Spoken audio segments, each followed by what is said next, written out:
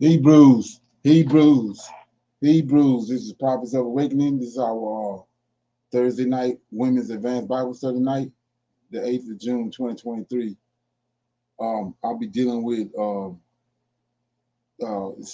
Lucifer, Armageddon, and the Antichrist, and shed light on it. I've been talking about how, you know, those things are fabricated, so we can kind of go into it. I want to let everybody know you can go to our YouTube channel, Prophets of Awakening, and check out our videos. Okay, a lot of information given through the videos, and these videos will take you, lead you to the truth of the Holy Scriptures. And if you like what you're hearing and receiving, I'm asking you to like, share, and subscribe to the channel. And you also, if you wanted to support the channel, you can see my PayPal and my Cash App at the bottom of the screen, if you feel a need. So, with that being said, this is a non-Messianic channel. We deal with the Tanakh and the Torah. Tanakh being the Old Testament, so-called Book of Remembrance, and the Torah is the first 5 books of the Old Testament that was given to Moses by the Lord of Hosts. Shalom and welcome to Prophets of Awakening, and welcome to our Women's Advanced Bible Study night. Okay, so with that being said, we're going to do our moment of silence. We're going to do a prayer, a psalms, and then we'll go into our current events, women's health, and a little need to know information. Then we do our Q&A. Then we go into our discussion. Okay. This moment of silence is for the Lord of Hosts and all that He's doing to bring about our prophesied deliverance in these last days. O Lord, righteousness and uprightness belongeth unto Thee. Therefore we come before Thee at this hour, seeking Thy face and looking for righteousness and uprightness, that we may walk before Thee as Thy servants David and Solomon, Samuel and Hezekiah did. O Lord, allow Thy face to shine upon Thy people. Hear our plea. Hear and do, O Lord. Hide not Thy face from us any longer, for we need You so much at this hour. Peace be unto You. Okay. Somebody going to read a song? Yes. Shalom, everyone. So we have Psalms 87. His foundation, can you hear me? I can. Okay. His foundation is in the holy mountains. The Lord loveth the gates of Zion more than all the dwellings of Jacob. Glorious things are spoken of thee, O city of God, Salih. I will make I will make I will make mention of Rahab and Babylon to them that know me. Behold, uh, Philistine, Philistine. Philistine, and Tyre, Philistine. Philistia, and Tyre, with Ethiopia. This man was born there, and of Zion it shall be said, this and that man was born in her, and the highest himself shall establish her. The Lord shall count when he written up the people that this man was born here, Shali, Salah, as well as singers as the players on instruments shall be there. All my springs are in thee. Okay, um, it's done. So what I see in this here, he loves Zion, and that when he's mentioned to me, when he mentioned all my springs, it's like everyone, all the waters are inside of the people, all the glory or all the feelings of Zion should be inside of you, and he loves the people. Okay. Anybody else have some comments on that? So we know Isaiah chapter 8, In verse 18, Isaiah says that the children, his children, the three sons that the Lord gave him, and for signs and wonders from the Lord of hosts, and that the Lord of hosts dwells at Zion. So it's a holy, it's a mountain, holy mountain, and it's the place that was given to him when the earth was divided up during the time of Peleg and Joktan. Okay, so with that being said, we're gonna do our women's health moment. Shalom, everyone.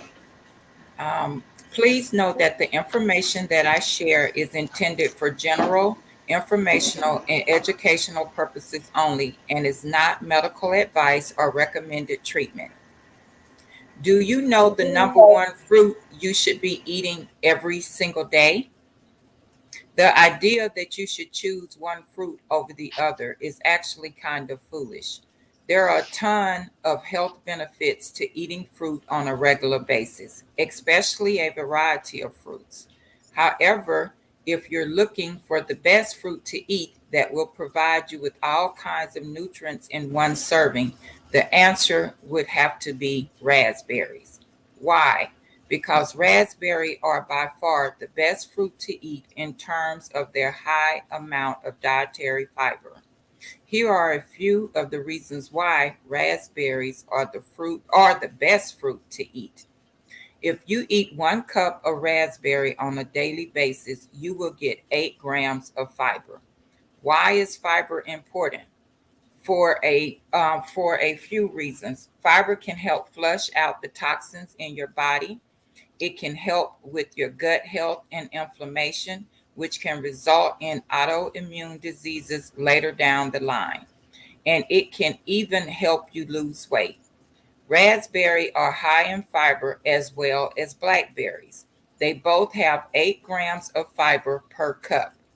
So if you need to pack in more fiber to your diet, both fruits are great options. Raspberries contain iron, magnesium, potassium, copper, calcium, zinc, as well as vitamins A, C, E, K, and B6. Raspberries are also incredibly high in antioxidants, which are important for the health of your cells to fight oxidative stress. High oxidative stress is linked to all kinds of diseases like cancer, diabetes, and heart disease. Eating all kinds of fruit is good for you. While the raspberry is certainly a supreme fruit for your health, eating a variety of fruits can ensure that you're getting all kinds of vitamins and nutrients in your diet. If you had to crown a fruit, the best of the best that you can eat all year long, this one, this one would certainly be it because of the amount of fiber you would get from it. I'm going to read Habakkuk chapter 3, verses 17 through 19. Praise for God's power. Verse 17, although the fig tree shall not blossom, neither shall fruit be in the vines. The labor of the olive shall fail, and the fields shall yield no meat. The flock shall be cut off from the fold, and there shall be no herd in the stalls. 18, yet I will rejoice in the Lord. I will joy in the good of my salvation. 19, the Lord God is my strength, and he will make my feet like hinds' feet, and he will make me to walk upon mine high places, to the chief singer on my string instruments. And tonight that was on the number one fruit you should be eating every single day. And the scripture was Habakkuk chapter 3, verses 17 through 19. Praise for God's power. Okay, appreciate that information. We're gonna go into our current events. For this channel. Thank you so much for tuning in and giving the broadcast a big thumbs up and share, share, share. Now, family, as you all know, we have been covering how the United States of America, by and through the Biden administration, has been warning Uganda and, of course, other African countries, other African nations, that they're going to face U.S. sanctions if they don't repeal or reconsider what they consider to be LGBTQ anti-gay laws, right? Well, the United States has decided to intensify her threats against Uganda. On Monday, President Biden called for the, quote, immediate repeal of Uganda's severe new anti-gay law and warned that he may impose sanctions and other penalties in response. So the U.S. is telling you all, do it or else. Yes, when they tell y'all to jump, and you're supposed to say how high, but you don't move fast enough for America. You know, she's trying to intensify her threats. It goes on that Ugandan President Museveni signed the legislation Monday. Human Rights Watch notes that says it criminalizes, quote, merely identifying as LGBTQ and imposes severe punishments for violations related to same-sex relations, including the possibility of the death penalty. Now, let me tell you all something. You all know, like I know, that the United States, one of our trading partners is Saudi Arabia and Qatar. You all know that some of their anti-gay bills over there, they will unalive you. You'll lose your life over there. But the United States is still trading with them, and they don't have this intense threats against them, and to be honest, against Russia on these types of things either. But they got all this smoke for our Black family on the continent. Now, see, this is another reason why the United States of America, other countries like BRICS and others in the AU are threatening to stop doing so much business with the US dollar. This is the reason why other countries are coming together, because they know that one of the ways that you try to punish them is through financial sanctions, economic sanctions. Trust and believe, we here in the United States, an overwhelming number of Foundation of Black Americans stand with you all on this, beloved. And we suggest to the United States of America, to the Biden-Harris administration, that y'all stand down somewhere.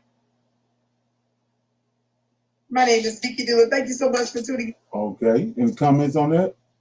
Anybody heard anything about that? No, sir, I haven't. No comments? No, sir. Okay, yeah. So we see they're trying to impose their will on. That's totally against scripture, against the Most High's laws and statutes, and they're trying to. It's bad enough they out in the open professing all this stuff, but now they're trying to impose it on people with make them do it. So. What's up, fam? Welcome back to the channel. How are you guys doing on this blessed, Wednesday, Thursday? What day of the week is it? Thursday, Lord. Time is going by. It's so much been happening in my life. I wish I could talk about it right now. But I honestly have had to.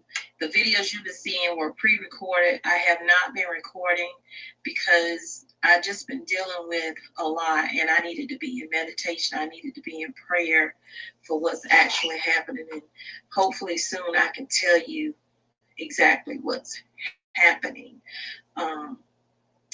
But we're going to talk about what's going on out here in the world and how we need to be preparing the best that we possibly can. Yes, things are looking okay right now, but things are taking a turn. What you don't see and what they're not talking about, it is coming. And when it do hit, it's going to hit with a vengeance, okay? We know what we went through with the supply chain. We know when the ports were having the issues and they didn't have workers. It was labor shortage. Well, guess what? It's still a labor shortage going on. And even though they started moving things are starting to slow down. So we're going to talk about that. But first, we're going to talk about banks. Banks are still closing their doors. Brick and mortar is no more. They're looking at it just like these grocery stores are looking at the foot traffic. If nobody's coming in here, there's no need for us to be paying this money for leasing this property or whatever. So these places are closing, and I have one or two right now that I want to tell you about. So before we go any further, I need you to hit that like button, or dislike if you don't like the video. It still helps let me know what's happening, what I need to change or whatnot. But anyway, so we're going to talk about Sturgis branch. The Sturgis branch of Key Bank, a longtime financial institution in town, will close permanently. The bank's doors will be locked. The ATMs will be shut down on that same day. Sturgis Key Bank customers are being directed to the branch in Bristol, Indiana for continued service. And that's according to the posting at the Sturgis Bank. Bristol is approximately 25 miles from southern St. Joseph County City. So they got to drive 25 miles. That's a lot, especially with gas prices. It says, as of May 26th, there are 15 Key Bank locations in Michigan, with all but Sturgis located in southeastern Michigan and the greater metro Detroit area. Key Bank has been consolidating branches across the state for several years as more patrons opt for digital banking. And that is the push with everybody right now. Digital, digital, digital. So don't think that these banks are just closing to close because it's less foot traffic. It's less money they have to pay out, honestly. They don't have to pay that utility. They don't have to pay the water. They don't have to pay the lease and whatnot. They don't have to do that. If it's digital, that's money in their pocket. And that's what a lot of grocery stores are doing as well. It's not just about high crime and lack of foot traffic. Everyone is lessening their footprint. And it's about money. It's always about money, that bottom dollar. So this next bank, well, the last bank was in Michigan. This next bank, I had to look up how to pronounce it, is either Umpqua or Umpqua. So those who use the Umpqua Bank in downtown Gig Harbor, this is in Oregon, will need to make the trip to a different branch soon because this branch will be closing on Friday. Today is Thursday, so on Friday, tomorrow, the Umpqua Bank at 3123 56th Street will permanently close, and that's according to the Umpqua's website. The move comes after the recent merger of Umpqua and Columbia Bank. So pay attention, you guys, because this is just hitting, and it's hitting in a different way. Last year we had Wells Fargo, Bank of America, PNC, and not just last year, even this year, those banks are closing as well. But it says in March of 2023, Columbia and Umpqua combined two of the Pacific Northwest premier financial institutions under the Umpqua Bank brand to create one of the largest banks headquartered in the West and a top 30 U.S. bank. Umpqua is based in Lake Oswego, Oregon, and Columbia remains headquarters in Tacoma, Washington. All branches of the combined company will operate as Umpqua Bank. So, less parts, and if you do find them, it's going to be very expensive. And the wait when people take their cars to get repaired now, in most cases, they're waiting months, some people, It's just getting worse. Pray, plan, prep. Pray, plan, prep. So it says, if things get really extreme, the canal could be forced to cut the number of ships it transits each day to between 28 and 32 from as many as 36 right now. So that's something to think about. And so you can see right here is showing the lower draft limits equal less cargo and higher costs. You see how the capacity is the typical scenario, and then the drought scenario over on the right. And then down here it says many cargo owners had diverted cargo through Panama in recent months to avoid. Let's go with Corolla.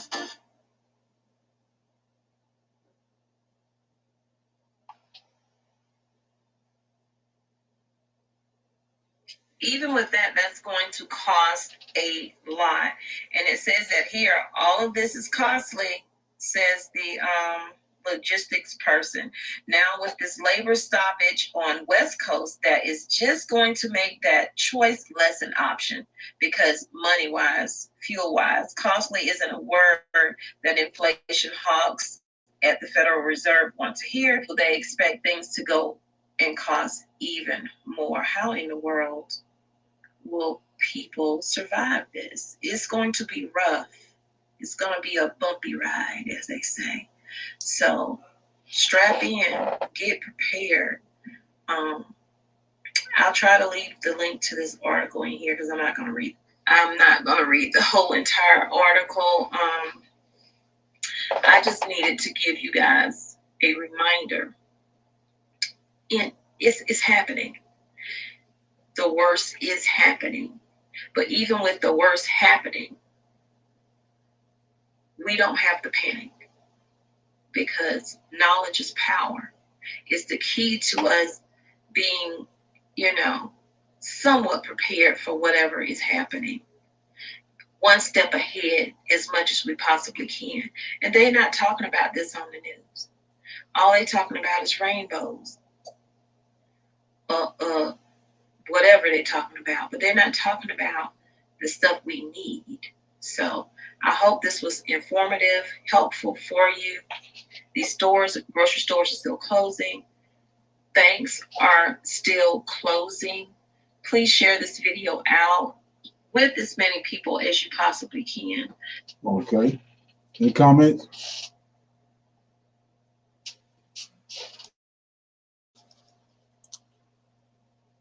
Anybody have comments on it? Yes, sir. I do. I think that no one, like she says, no one's talking about it, but they have been placing little ads in some stores, the food, the ration foods, the dry foods. They've been placing that out as if come buy it. The dry milks are being more on shelves. The powdered eggs are more. You see more dehydrated foods being sold. So there are some signs that something is going to happen with the food shortage or the food having to get the food. Not so much shortage, but being able to get food, be able to, because there was, like in North Carolina, they hit one of those big towers for the big electrical plant, and they were out for days or weeks with no light. So there's so much going on, and they're testing so many different states with the water shortage, the food, not getting the chickens, burning down those chicken farms and cows, and it's a whole lot of that's going on that they're not really, they're saying, they're letting you know, but they're not really saying like she says. So it's best to be 10 steps ahead of what's going to happen. Okay. Anybody else?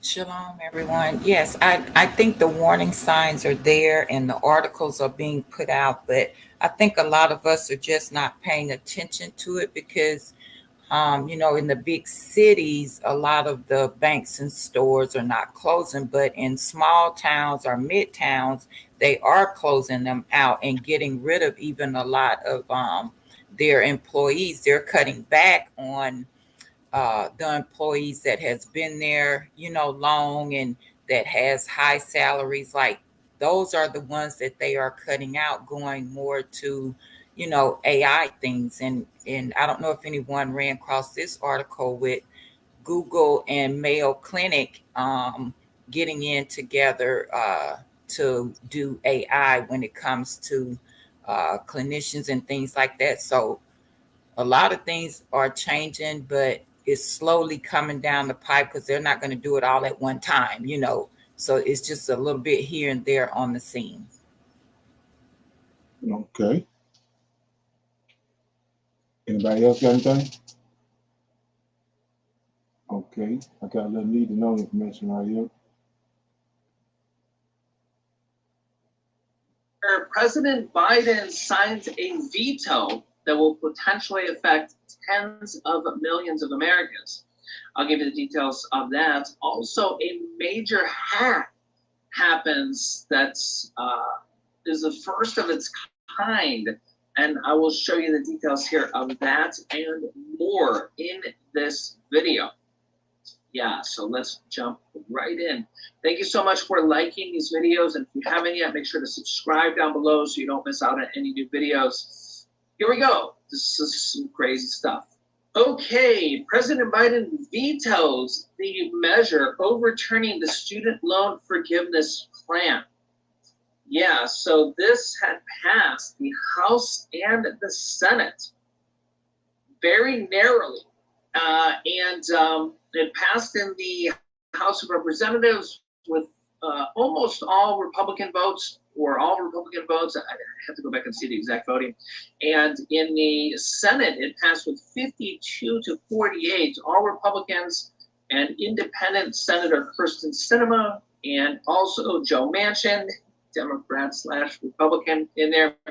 And it was able to pass with 52 votes instead of 60 because of a slight unknown rule. There was a rule-based procedural vote instead of the 60 normal votes, and went to President Biden's desk and said, nope, I'm vetoing it, not going to pass it. Here's what he said here on Twitter. President Biden here on Twitter: some of the same members of Congress who supported a bill that would block student debt relief for millions of dollars in PPP loans, Paycheck Protection Loans forgiven. But when it comes to hardworking Americans getting student loan debt relief, that's where they draw the line. It's wrong. Yeah, so you got to remember that the people in Congress are all rich. One way or another, they all get rich. So none of them have student loans. So,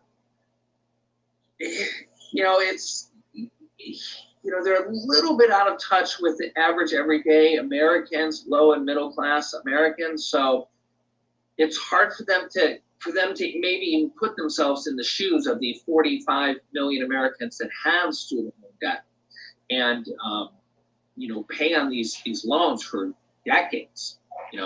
So you guys can let me know your thoughts here in the comments. Of course, people that don't have student loans have different opinions than people that do have student loans.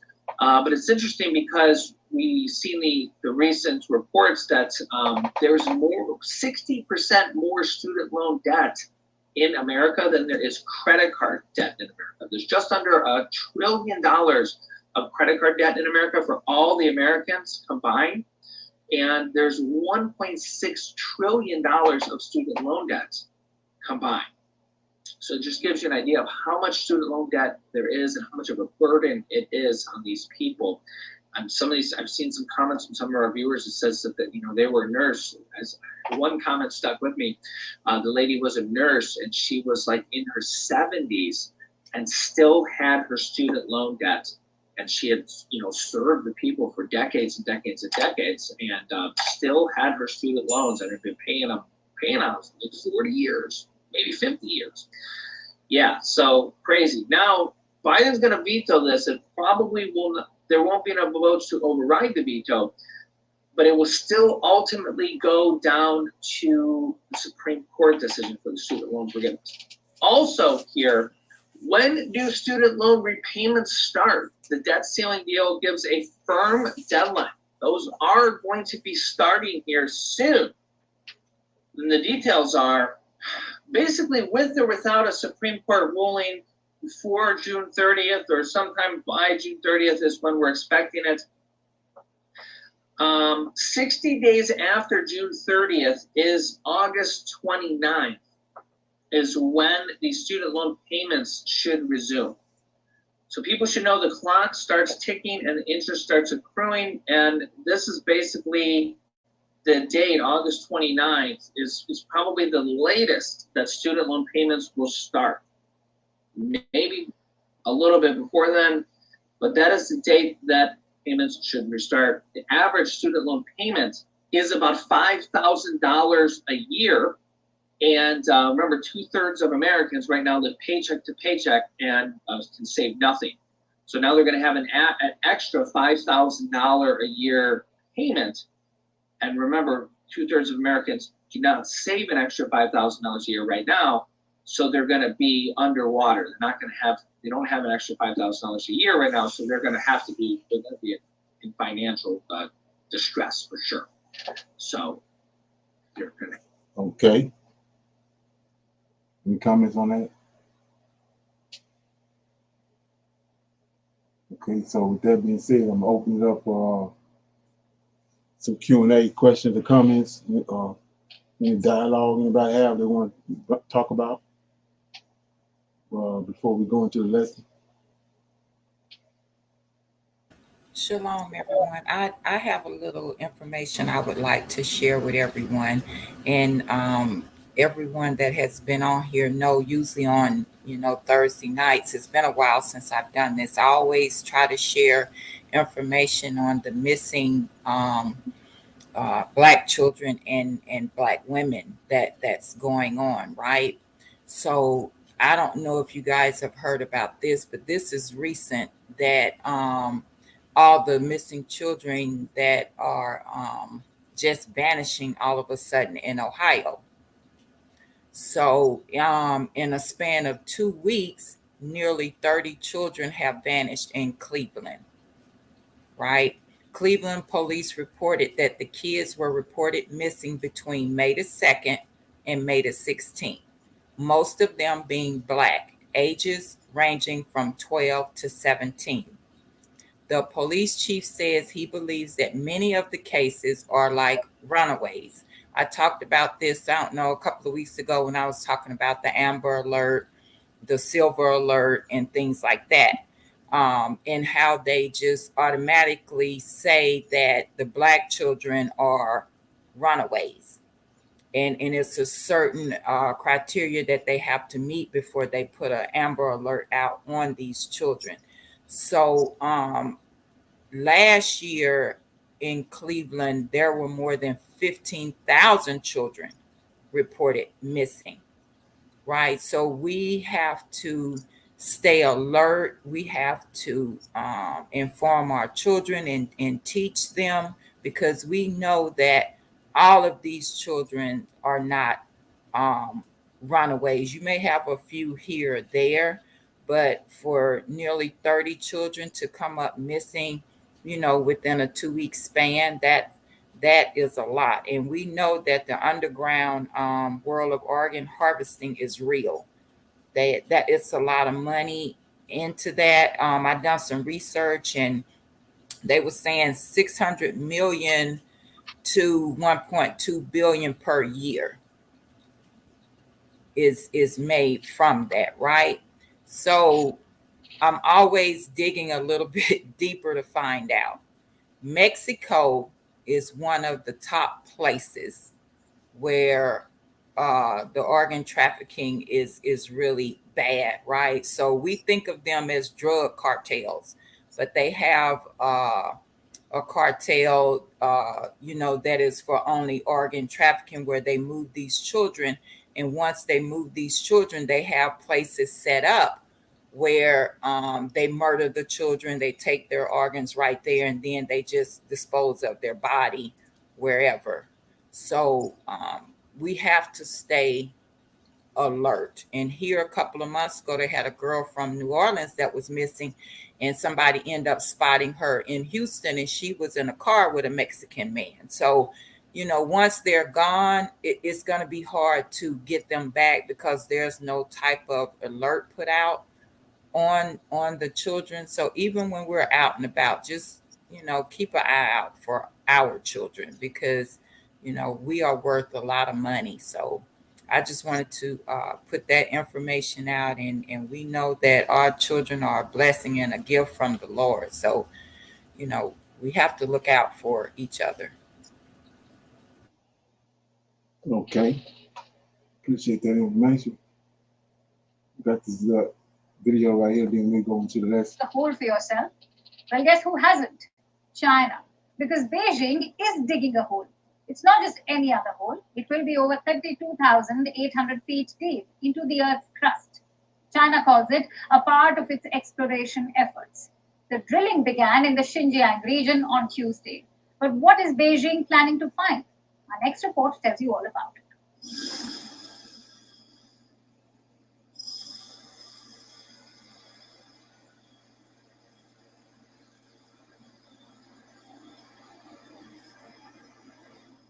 China is drilling into the Earth's crust, digging a 32,808 feet hole. Once done, it'll be the country's deepest ever borehole.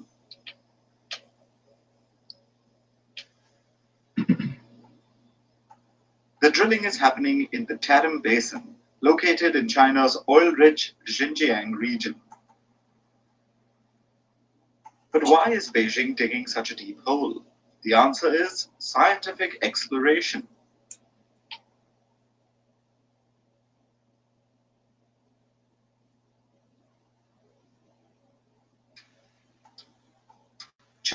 China wants to study the areas of the planet, ones that lie deep below the Earth's surface. In 2021, Chinese President Xi Jinping talked about deep Earth exploration, pushing for advancement in this field. This expedition is a step towards that. Not just that, it'll help China unearth rich minerals and even energy resources. On top of that, it could also help evaluate risks of disasters, like earthquakes or even volcanic eruptions.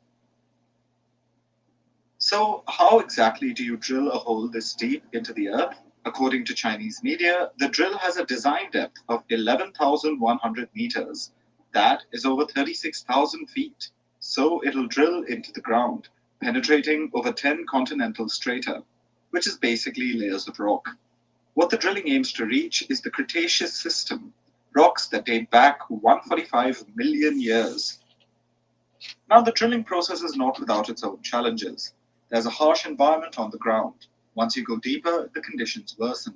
The further you go down, the higher the temperature gets. Sometimes it even gets too hot to go any further. But this isn't the first time this is being done.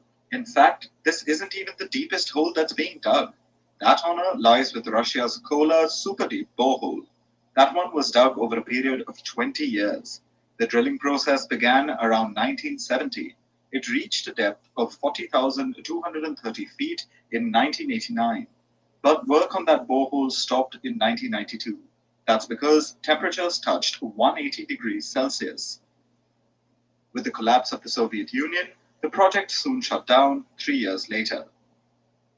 Not just that, the United States and Germany too attempted to do the same. The US began Project Mohole in the early 1960s, but it was soon called off due to skyrocketing costs. Germany too attempted to pull off the impossible in 1990. Even that project was soon shut down. So, will China be successful where others have failed? Only time will tell. Okay. Anybody heard anything about that? Notice these are all Gentiles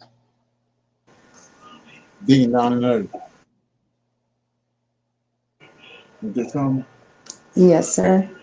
One Shalom. thing, yeah. I hear they doing it also for oil and gas. Okay. And if they can get that, then they another part of their um, way of having more than other countries, because they're going to have their own oil and gas. So that's another thing they can not say bargain with, but sell. Right. Yeah. I was when I was looking at that at the video, and it reminded me of like I was saying, just looking at it. In the beginning when he says that the water covered the whole earth, and then he caused dry land to come up out, and the land that came up out of the water, he said it was good. So where did these deserts come from? These places on the earth where it's just like the Sahara Desert and all these different deserts where there's no vegetation. So something had to happen there And so if you go to the book of Enoch, he tells you how those 200 angels, how he sent those 7 angels, holy angels down to bind them in chains and place them in different valleys in the earth. So could it be that it's causing those parts of the earth to be the way, to look the way that it is? It's like a sign there's something there, something supernatural happened there. But anyway, this place, this platform that they was using to drill this hole, to me, it was amazing because of why they out in the middle of the desert where they was drilling this hole they're trying to drill. Why the desert? So could they be they're doing something else and they'll make us think it's one thing? Or they're dealing, looking for something else? Yeah. Okay. So with that being said, nobody have any more comments or anything they want to bring up?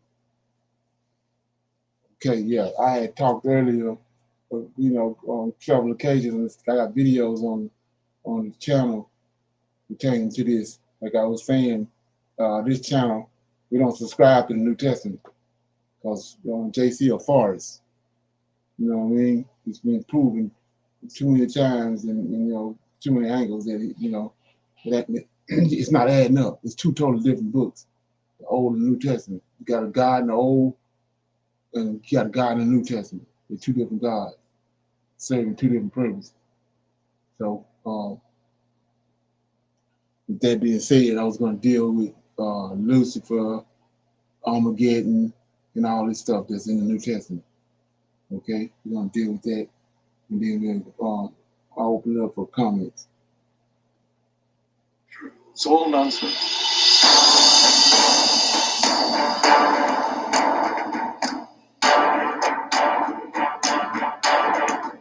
Caller, you're live on the air. Please tell us where you're calling. Shalom, William and Rabbi Stenger. This is Rachel from Pennsylvania. I have a question about this so-called end-time epic battle that everybody's waiting to see. All of the chariots and angels flying out of the sky to have a war with Satan. So I'm noticing that in Ezekiel 28, verse 16, Isaiah 14 and 12, and in the book of Revelation 12, 7 through 9, is where they're getting this big, build up to create this character for this war for the end times of Satan and the Most High Creator of the universe. So I was wondering if you could, Rabbi Singer, please explain what Ezekiel 28 really is about, Isaiah 14 really is about. Shalom, and I appreciate all that you guys do, and have a blessed day. Excellent. Very good. God hates arrogance. It's really that simple. In fact, those of you who attended my lecture in Jerusalem last week on Isaiah chapter 10, we spent a lot of time on that because the prophets detested haughtiness. And in particular, the haughtiness of not only our enemies, but our friends as well. And that's what comes into view in Isaiah chapter 14 and in Ezekiel chapter 28. Let's explore those together. Let's first talk about this war of Armageddon. There is no such thing. So the War of Armageddon comes from the book of Revelation, chapter 16, verse 16, and it's based on a complete misreading of Zechariah chapter 12. Let's lay this all out. We are told in Scripture explicitly that at the end of days, nations will go to war against Israel over Jerusalem. It's really that simple. You'll find that, for example, in Zechariah chapter 8, huge chapter 12, and it stretches all the way to the very end of the book of Zechariah, meaning Zechariah chapter 14. It is famously in Ezekiel chapter 38 and chapter 39. All these chapters work together in symphony, and there are many others, but these are the most famous. Now, nations will want to attack the Jewish people who have returned to the land of Israel before the Messiah comes. It's very important to get this all lined up, and then we can talk about how all the Christians get themselves into trouble with Isaiah 14. The Jewish people return to the land of Israel before the Messiah comes. Nations then attack Israel, attack Jerusalem. It's an ill-advised adventure. They'll all be destroyed. Jerusalem will be a heavy, burdensome stone to all the nations who come up against it. Zechariah chapter 12. God will strengthen the weakest of the Jewish people. They will be like David, even like the angel Lord of hosts. They will defeat their enemies. Now, in the midst of that battle, there will be a person killed in war, and that will cause the nation to weep, to mourn over him. And the Navi says, the prophet Zechariah says, that the mourning over him will be like what happened in the valley of Megiddo. Now, Zechariah is referring back to the last of the great Davidic kings, Yoshiyahu, Josiah. Josiah got killed in the valley of Megiddo when he went to war with Egypt. When the nation got wind that their beloved king died so young, so tragic, they mourned for him. They mourned terribly for him. And it triggered a repentance. That's the key. So what Zechariah chapter 12 is telling us, and this is a device that prophets use very frequently, is if you want to know what this future event is going to be like, meaning in the midst of a battle between the Jews and somebody great gets killed and that triggers mourning, you remember what happened in the valley of Megiddo. Whoever wrote the book of Revelation misconstrues this all and calls it the War of Armageddon. Based on that, it's a complete misreading. Moreover, there is no such thing as an antichrist. It's all made up. And there is such a thing as Satan.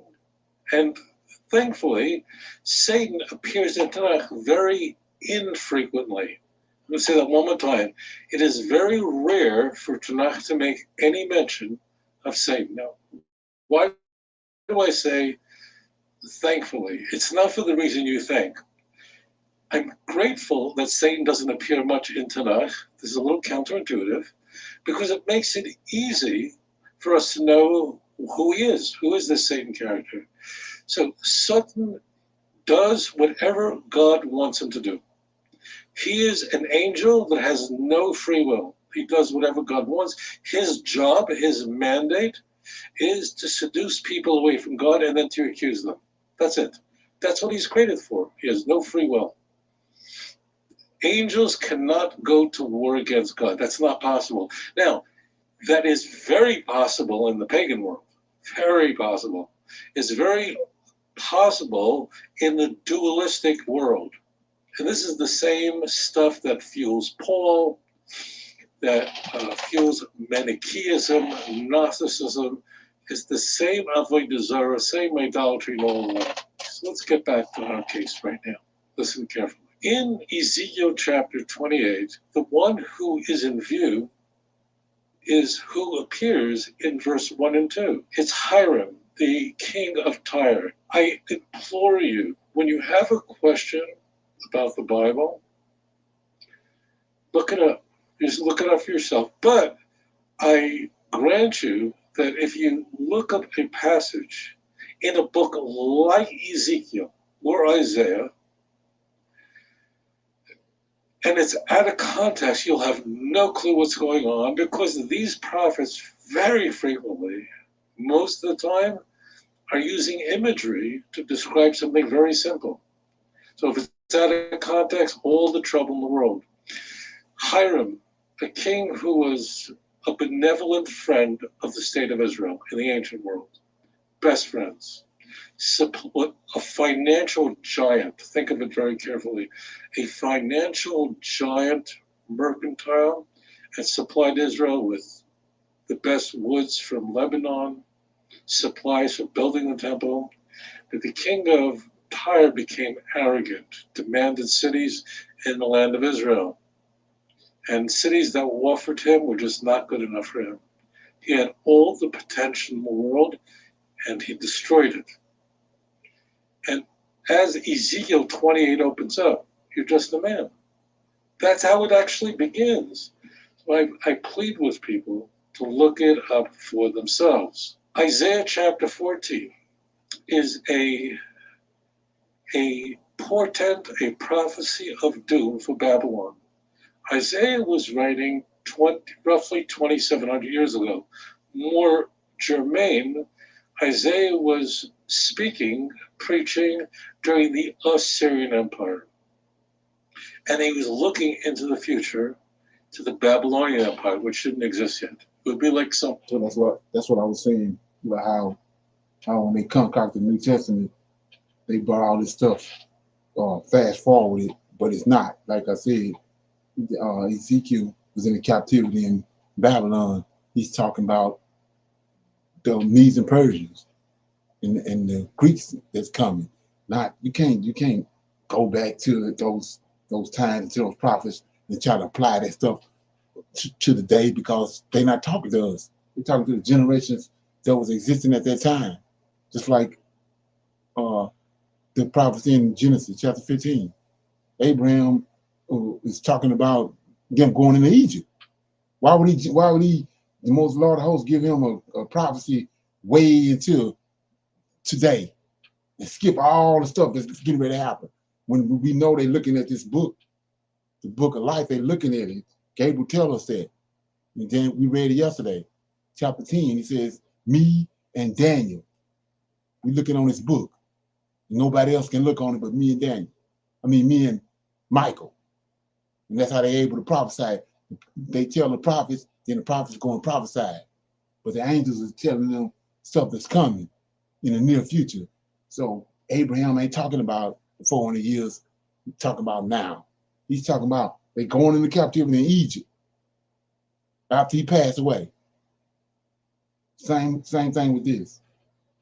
All you have to do is look at the prophet and wait when he existed, then you can pretty much start putting things together what he's talking about.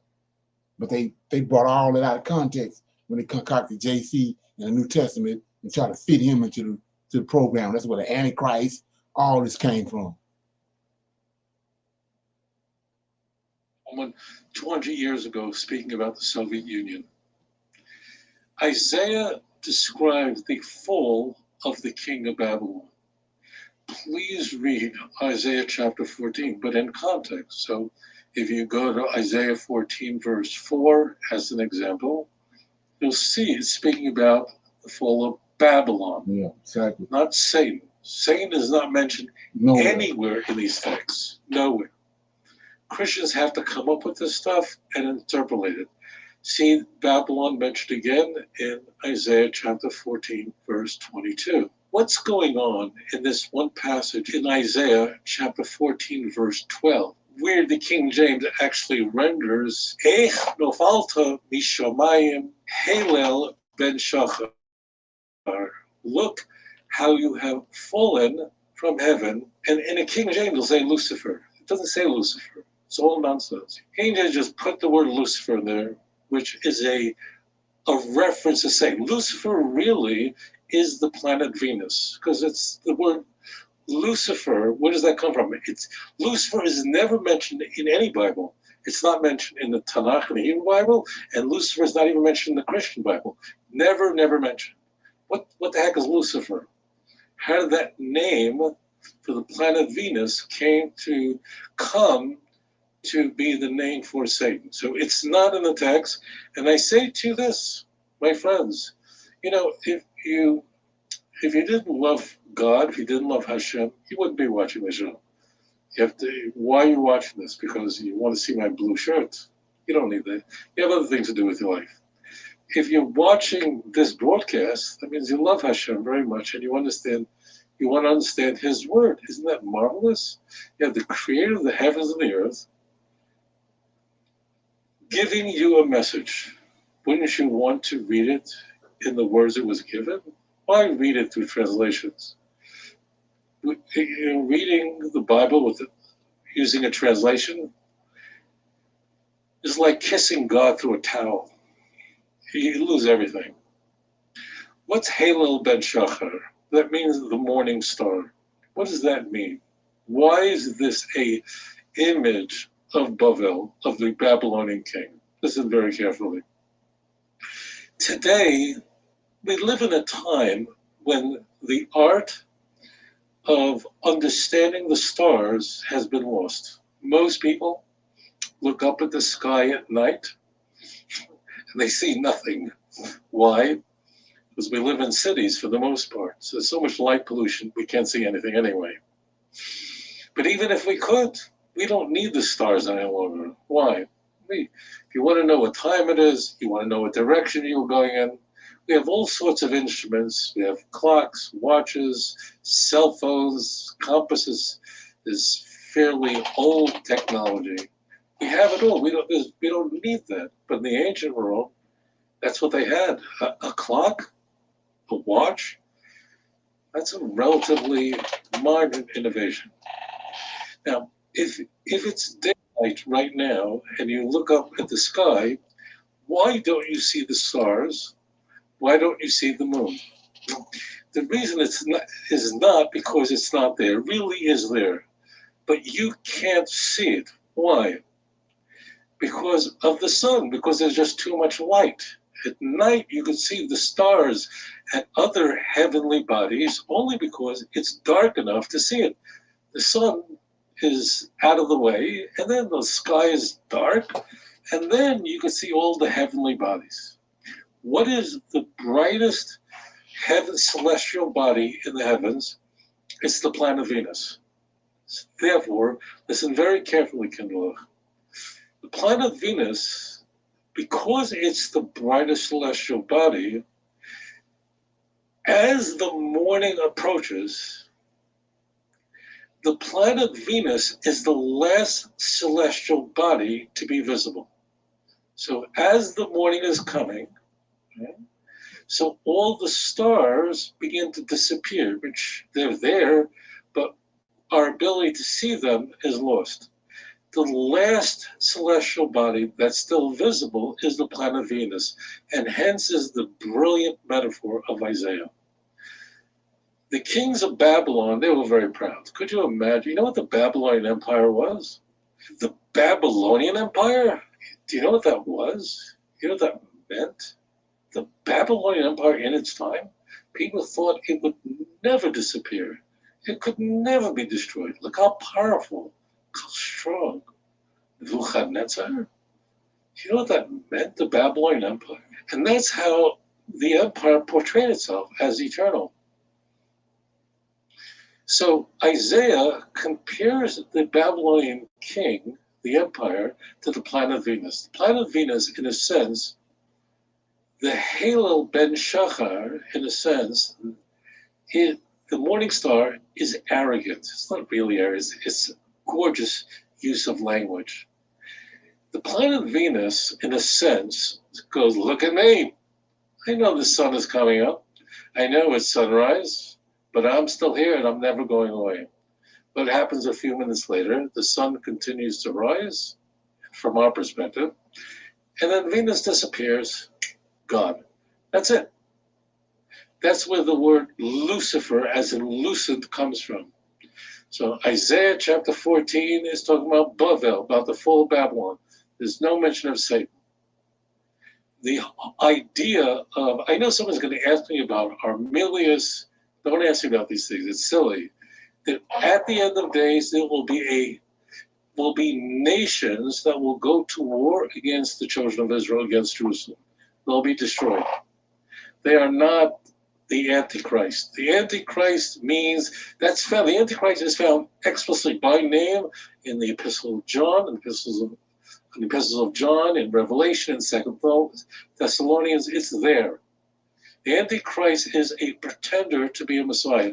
All that's nonsense. Is an Antichrist, meaning an anti-Messiah figure who most Christians believe will emerge, and then the Jews will worship him, and it turns out he's really Satan. This is all nonsense. When Mashiach comes, everyone will know there's no anti-Messiah. Armilius, I know only because I know someone's going to come up with this. Armilius is a unambiguous reference to Romulus. Who's Romulus? He's the mythical founder of Rome. That's all it is. Rome is the last empire of the 4 empires that subjugated the Jewish people. Edom, Rome is the worst of all. And Edom is going to be destroyed. We have entire books in Tanakh devoted to the destruction of Edom. It's finished, it's gone, no more. And that's where, so there will be nations, hopefully much of this has happened already, meaning that nations have come up against Yerushalayim. The Jews are here. God has strengthened Jewish people. Ezekiel chapter 28 is about Hiram. The key is that both Bavel and Hiram, 2 very different types of figures. One of them an enemy, one of them an ally, but both become arrogant, and God destroys them all. And Mashiach then comes, and please God, we will see the coming of the true Mashiach. B'mheira b'yameinu. Thank you for that thoughtful question. Okay. Any comments on that?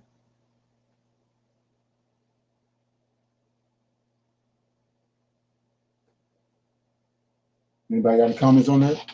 Does it make any sense?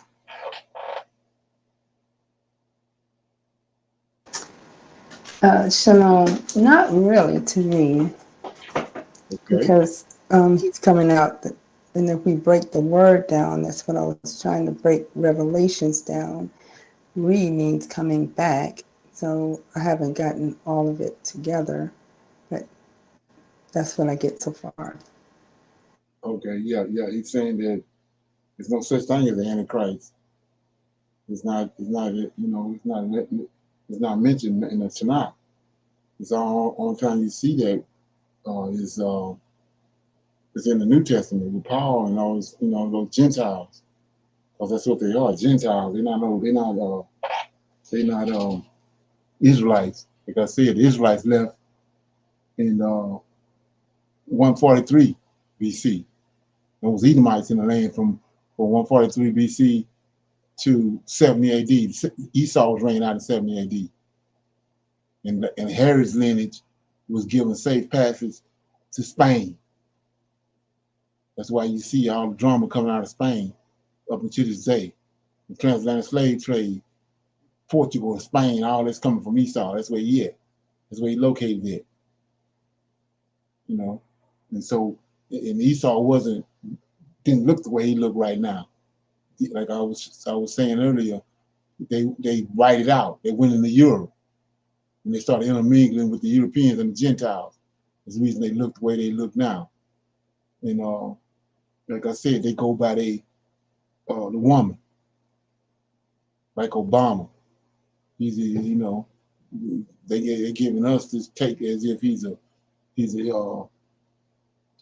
black man, African American or whatever, but his mother is Edomite. That's what he's based it on here. Then you go to Prince, his mama, his daddy, and then you go to Fred Sanford. But look, everybody they slipping on that. But these people they follow their mama lineage, and that's what they sent. Esau sent those women into those royal families in Europe, and they married into those royal families, and they come and they tracing their lineage by the female. That's why it's a big thing with Mary and all that bull crap. The woman don't have no seed. Most I say the man had the seed, and that's why he made the woman help me. So they done flipped that all around. So so like I said, the Antichrist was Antioch Epiphanes. He the one destroyed the temple. Ain't no temple now. There ain't been no temple for 3,000 years. So the temple that was destroyed is Antioch Epiphanes. Is when he destroyed it back in 143 BC when he ran the Israelites out. That's why they now, with all this technology they got with the tracing DNA and all that. Now they tracing and find out is Israelites all over Africa because they fled. That's why they all over Africa. The 10 tribes and some of the other Judah and all them, they in Africa. When the transatlantic slave trade started, that's where they went. Those people, all other nations knew that, especially Esau. He been monitoring us all that time on the West Coast. Then he finally got up a plan how to go in there because we had the gold and the wealth. That's what Mansa Musa had, the Mali Empire. So they went in there and got all that, when they got us, they went in there because of when Mansa Musa came on the scene. They wanted to know where all that gold came from, so they was tracking it. But then when they got in there, they found something greater than that. That was us. Transatlantic slave trade broke out. And they saw, like I said, he had, the Lord of hosts had fulfilled the promise with Abraham, Isaac, and Jacob that we was like the sands of the sea. By the time Antiochus came and the Greeks came, we was like the sands of the sea. And so when they came in and brought Israel to the prophecy of chapter 12, I think it is Daniel. Let me make sure. The prophecy of Daniel, with the abomination they make it desolate. Let me get it. I don't want to give you no false information. So it says,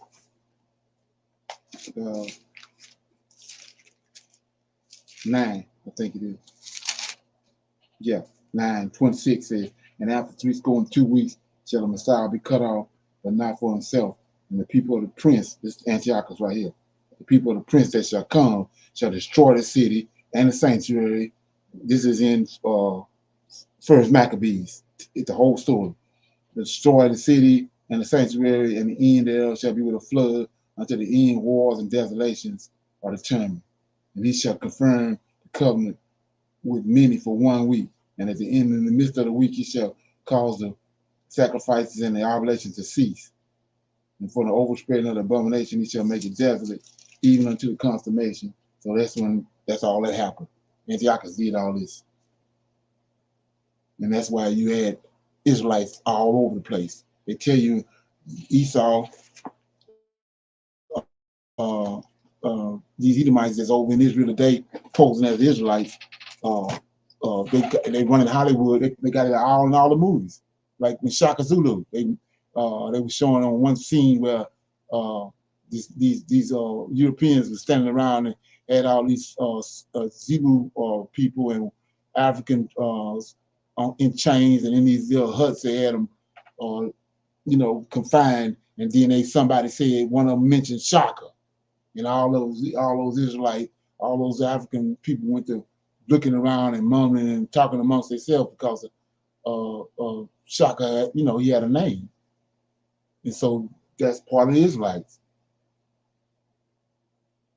But they don't, we don't know that. And then another one was Amistad, the movie Amistad, when the guy was telling them, they were trying to figure out once they had taken the ship over, they didn't know how to navigate it. And then they ended up getting the boat being confiscated by the British Navy because they was patrolling the seas. So they seen these Africans are all up on the deck, with nobody, no Europeans there, and they knew they had overran the boat. So they ended up bringing them into port, and they had to go to trial to find out who was the owners of the boat and where did those Africans belong, back in Africa, or was they were they going to be slaves or whatever? So they got this guy to be their lawyer, and he took the route of trying to tell where they came from in order to try to get them off, get them free. So he wanted to know, he was trying to ask them where they came from. And then he went to the West Coast of Africa. He was drawing on the ground in the movie. He drew the continent of Africa, then he drew the spot on the West Coast, the Gold Coast, and then the African Sente said no. Then he started walking away from where he had made the mark on the West Coast, and he started walking toward the Middle East, to the Middle East. And he said, no. And he said, he showed him. We from way over here. And then he said, the guy said, that's the land of Canaan, or that's the Middle East. And that's when Sensei told him, yeah. So right there, they showing you in the movies, but you know, who pay attention to all that? Because we probably eating popcorn and drinking a soda, and ain't, you know, don't have a clue. But they telling you right in all the movies everything that's going on, revealing it to you. Any comments?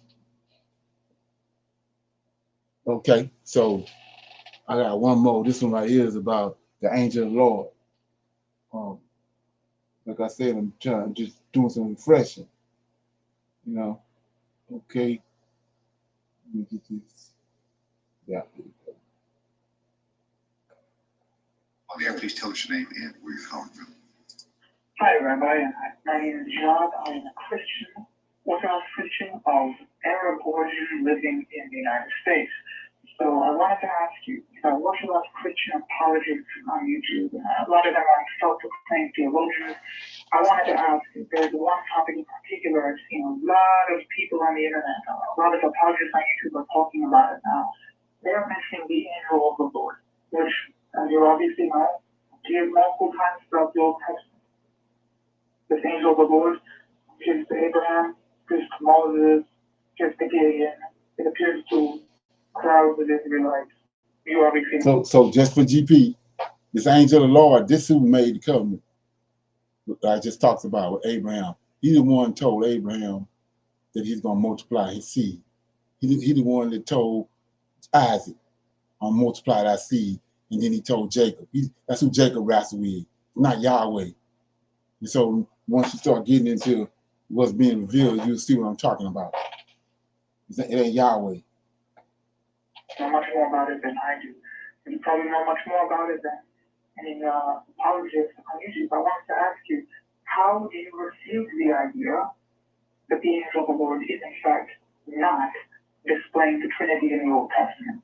And the reason I'm asking this is a lot of these Christian apologists have been using the angel of the Lord as a way to prove Trinitarianism in the Old Testament.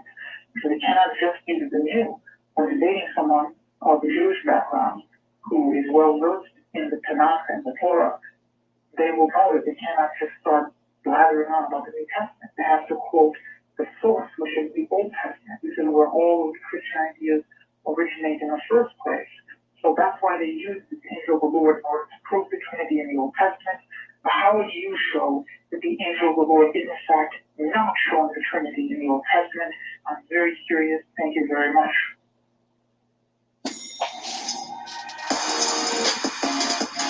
Okay.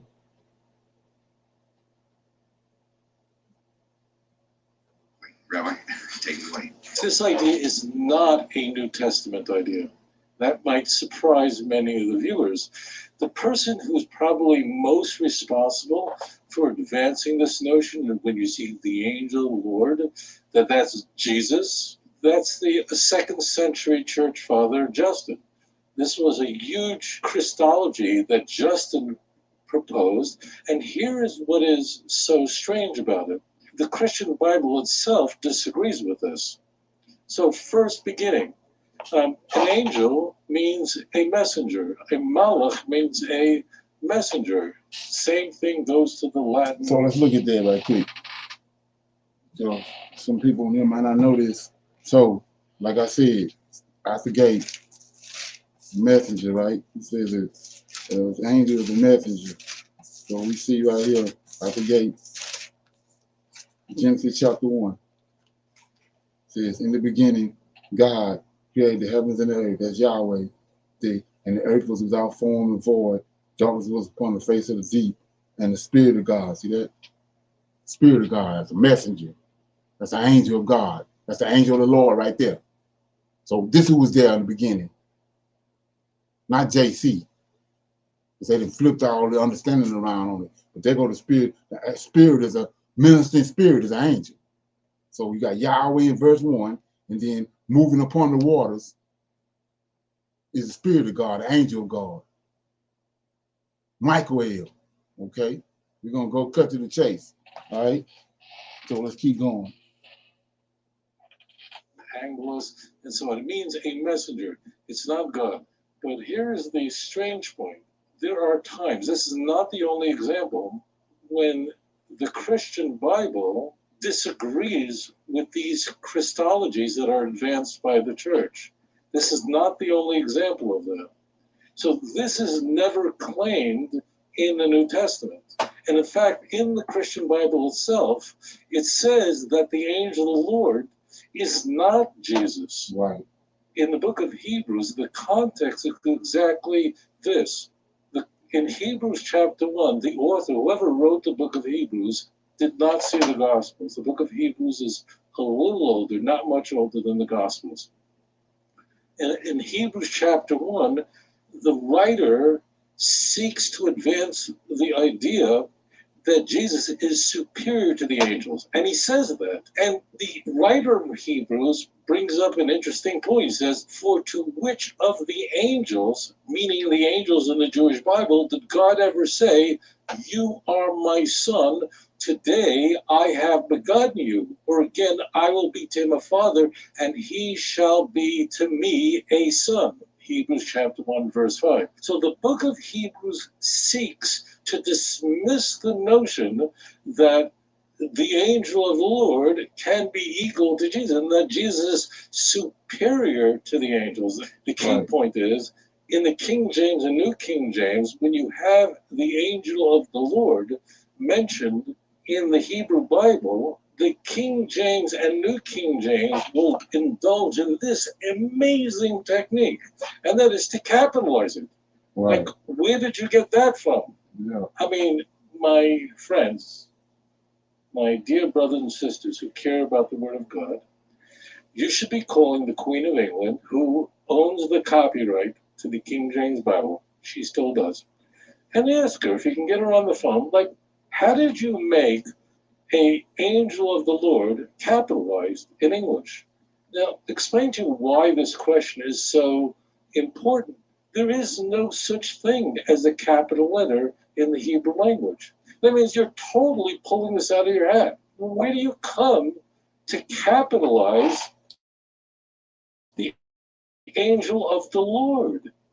That is a complete human iteration. Like, you didn't have to do that to do the translation. Trying to make him Yahweh. That's why. It's two beings. Like I said, it's two beings there, but they try to make them all one because now JC's into Michael's place. This is a scam. Now, where does this all derive from? Where does this come from? Christians really have a problem. It's not the problem, but it's a problem.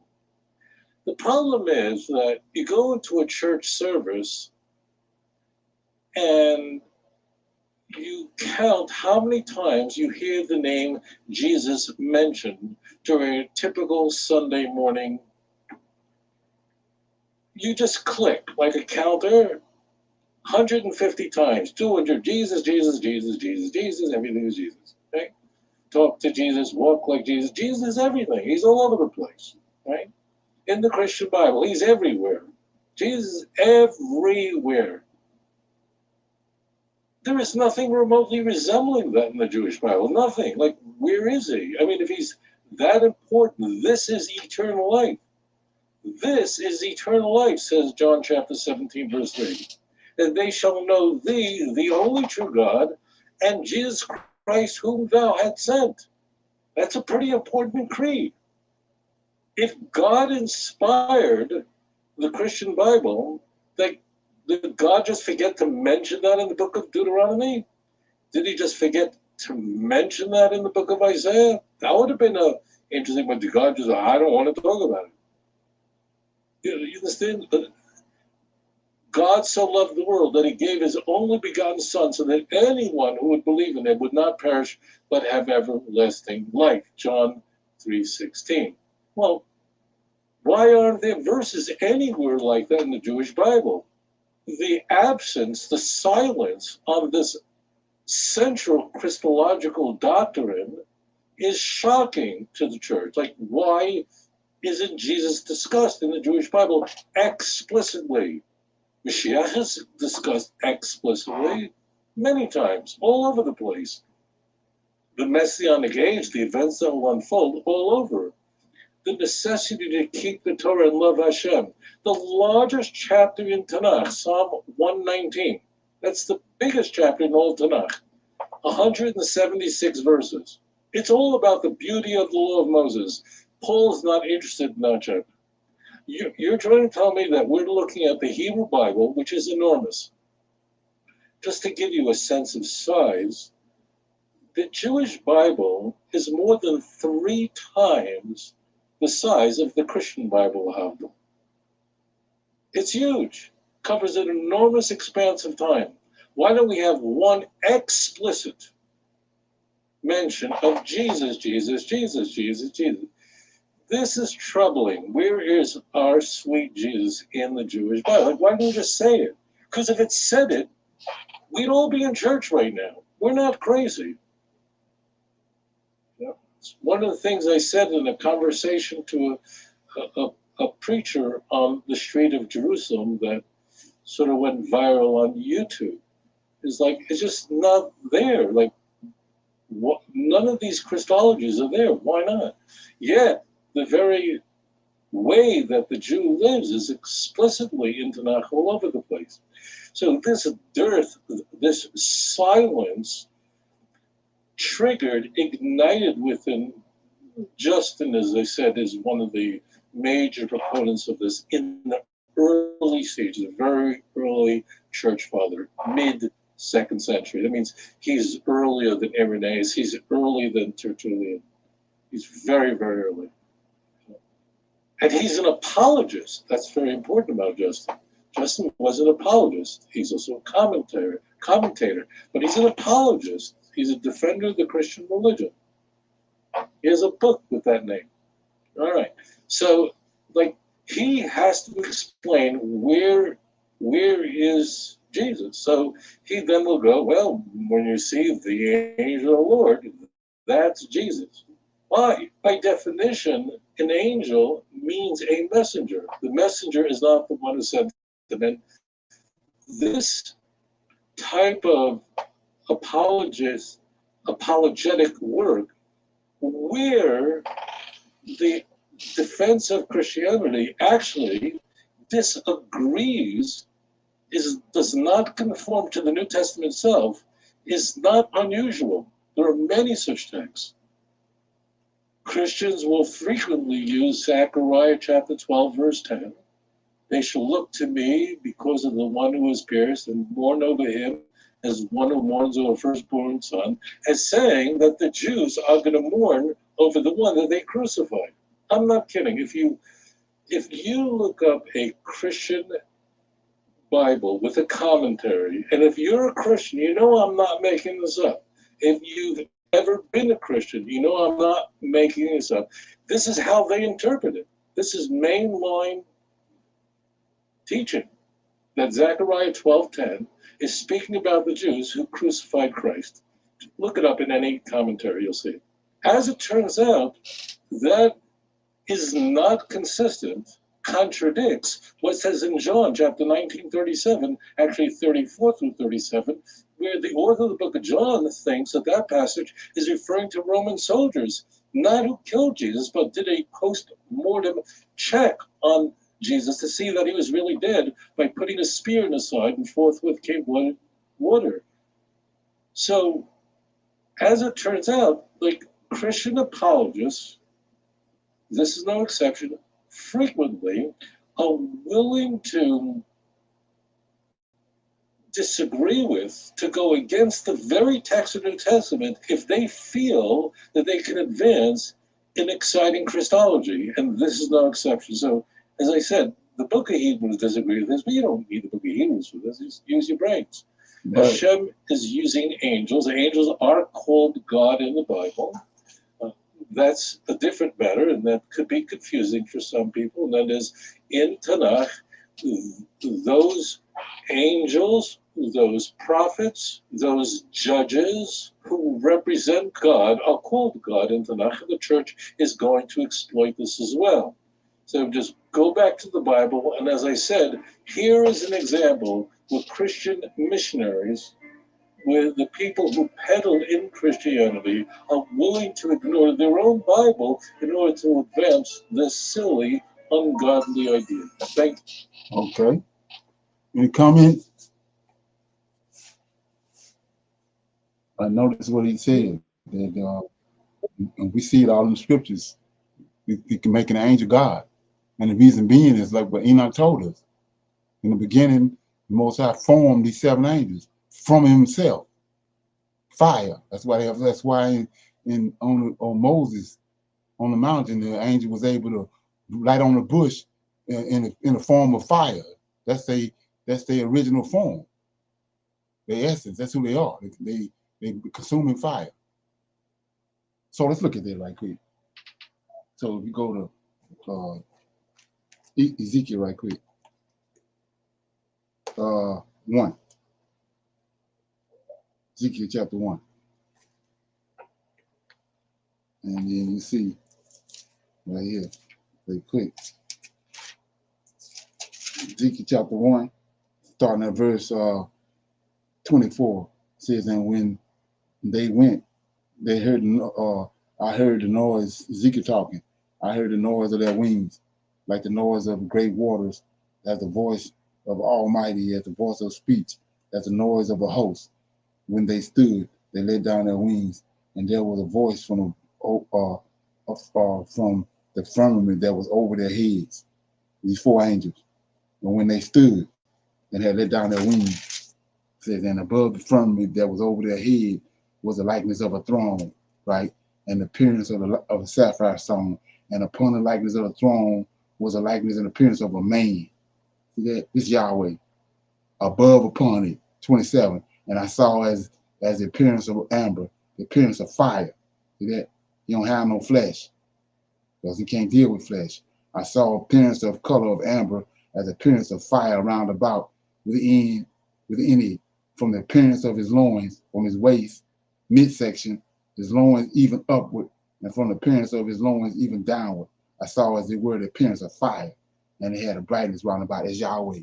So Enoch tells you in the beginning, he made 7 angels from the same fire, from himself. That's why they're able to do what they do. Michael was able to, on Mount Horeb, when Moses came, and he was able to draw Moses there. Okay, he was able to draw Moses, get Moses' attention by lighting on the bush. It's not no regular fire like we know, the fire that we conjure when we create a fire. It's a different type of fire. It's a supernatural or celestial fire. And he was lit on the bush, but it had no effect on the bush. And that's how the same angel of the Lord was able to come into the fiery furnace with Shadrach and Meshach and Abednego and keep them from being burned.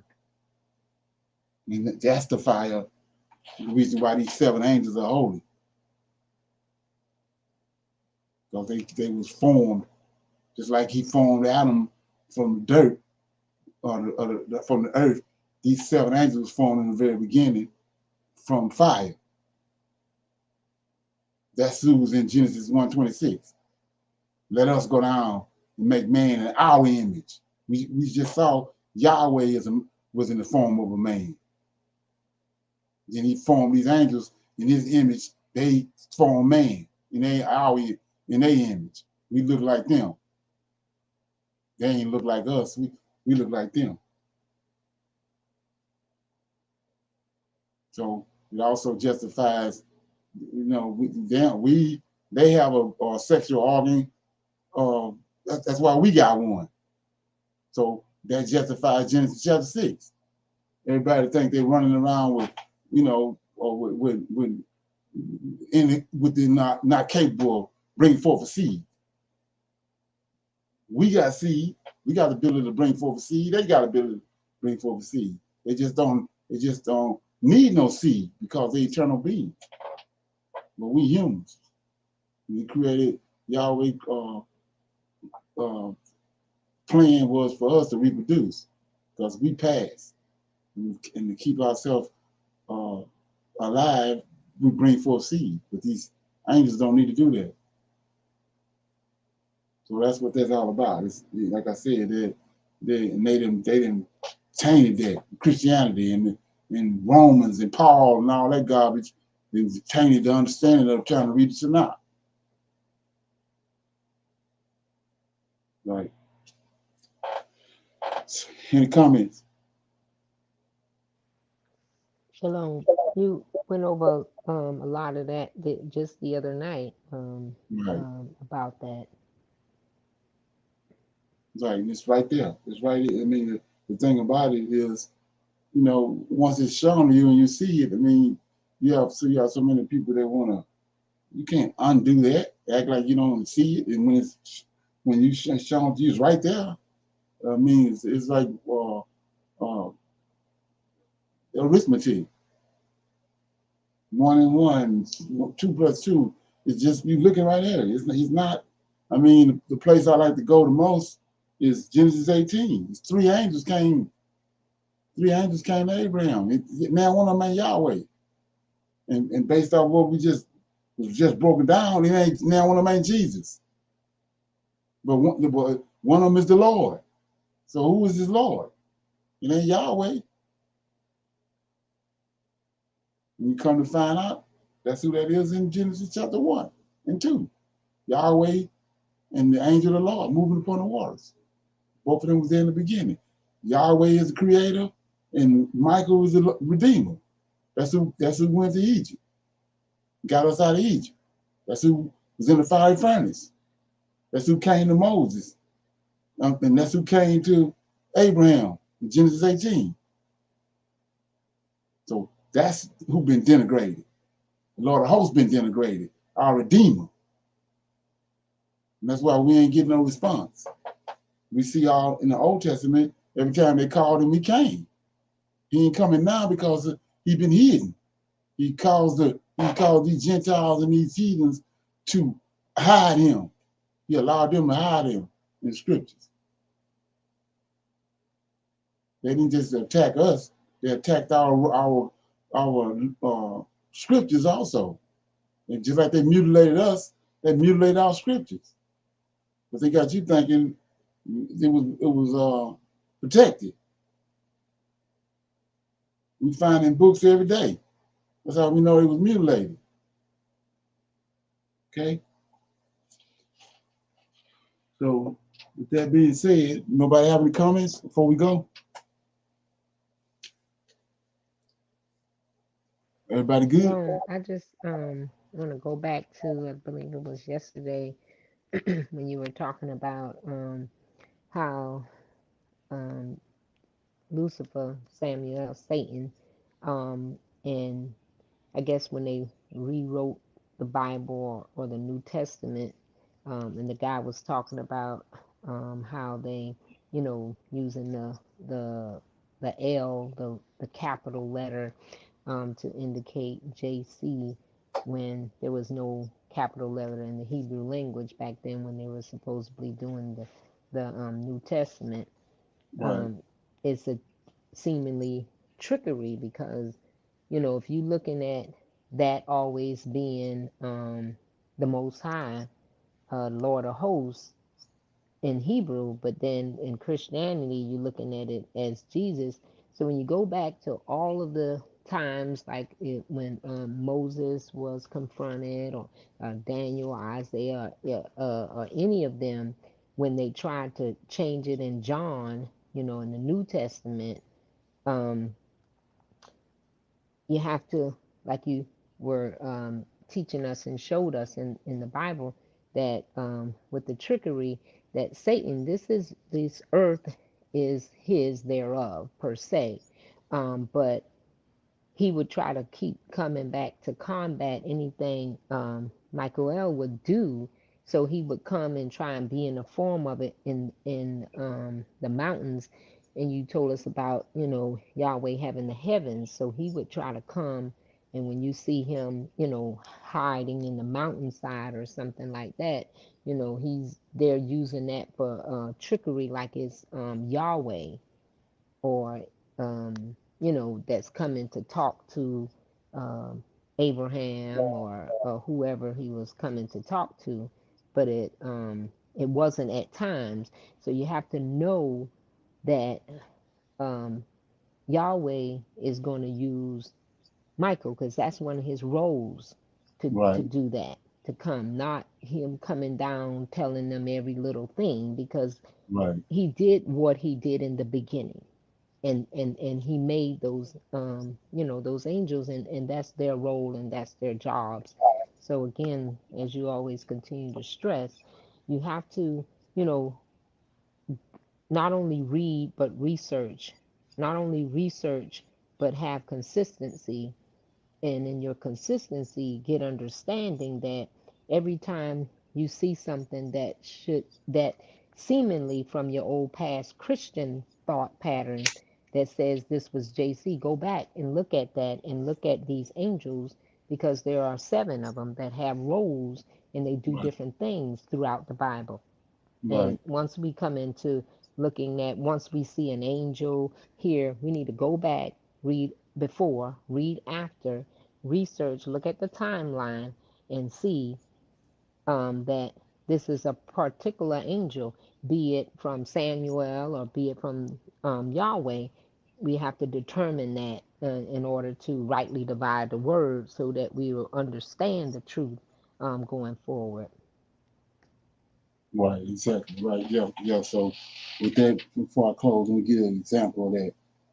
A prime example of it. And like I said, like the man was saying, you've been in Christianity, you know, it's all about having a zeal for the truth. So I'm right here.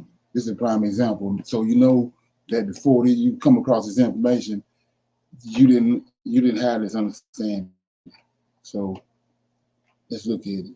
I'm in Genesis 48, right? And so Jacob.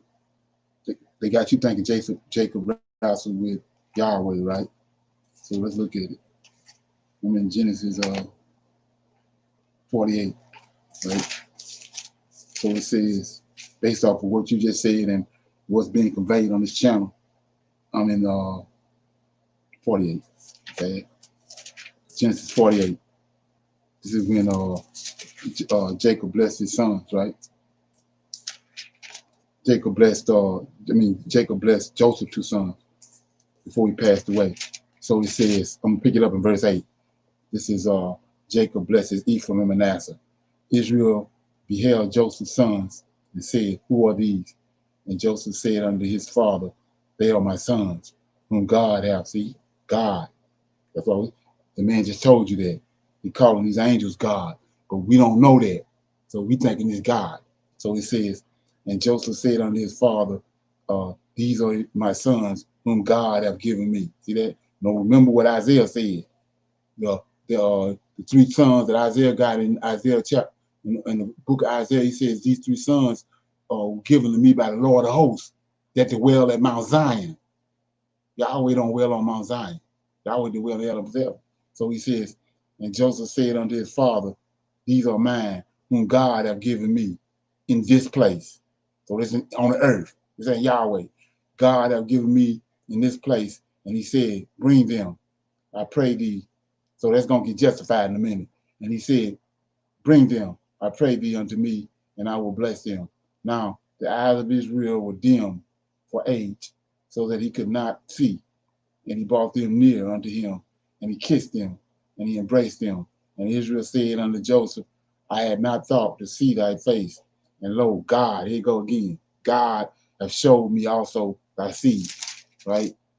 And Joseph brought them out from between his knees, and he bowed himself with his face to the earth. And Joseph took them both, Ephraim in his right hand toward Israel's left hand, and Manasseh in his left hand toward Israel's right hand. And he brought them near unto him. And Israel stretched out his right hand and laid it upon Ephraim's head, who was the younger, and his left hand upon Manasseh's head, guiding his hand willingly, for Manasseh was the firstborn. And he blessed Joseph, and he said, here we go again, God, before whom my fathers Abraham and Isaac did walk, right?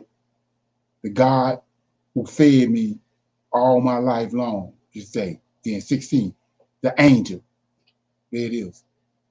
The angel which redeemed me from all evil, bless the lads, and let my name be named on them, and the name of my father Abraham and Isaac, and let them grow as a multitude in the midst of the earth. So they're telling you right there, it's the angel. It's the angel they're dealing with. It's the angel that guided him all his life. It's the angel he wrestled with. It's right there. And we just reading over. And notice JC ain't nowhere in there. Okay? That's an example. Thank you. Okay. So with that being said, nobody else have anything else before we close out? Everybody good? Yes, sir. Okay. I'm gonna say shalom.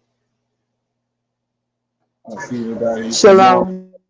See everybody tomorrow at 8 o'clock for Shalom. our Yes, sir. conversation. Shalom. Shalom. Shalom, everyone. Shalom.